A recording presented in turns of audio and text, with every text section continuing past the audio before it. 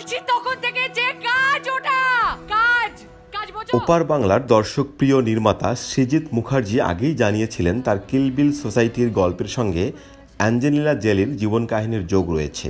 মাত্র 22 বছর বয়সে নিজেকে খুন করানোর জন্য ভাড়াটে খুনিকে টাকা দিয়েছিলেন হলিউড অভিনেত্রী। আপনি ঠিকই শুনেছেন, আমি নিজে সুপারি আপনাকে নিজে দিতে চাই। এথিক্যাল কন্ট্রাক্ট কিলার। আমি হেমলক সোসাইটি চালাই না, কিল বিল সোসাইটি চালাই। কিল বিল সোসাইটি। নিজেকে মারতে ভয় পাচ্ছেন, তাই জন্য আপনি আমাকে এই দায়িত্ব দিয়েছেন। রাইট। এবার ভাগ্যের চিত্রনাট্যে তাহলে শেষের কবিতা কে লিখবে, প্রেম নাকি মৃত্যু?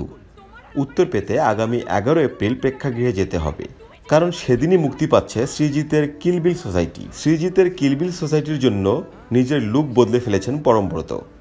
চরিত্রের প্রয়োজনে মাথা কামিয়ে নতুন লুক দিয়েছেন এই অভিনেতা। তার চরিত্র থাকছে এবার বেশ চমক।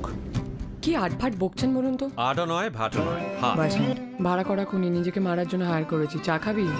কিল বিল সোসাইটি সিনেমায় যুক্ত হওয়ার গল্প জানিয়ে কৌশানী মুখার্জি বলেন, সৃজিত দা আমাকে প্রথমে ফোন করে ডাকেন, জিজ্ঞাসা করেন তোর চুমু খেতে কোনো অসুবিধা আছে?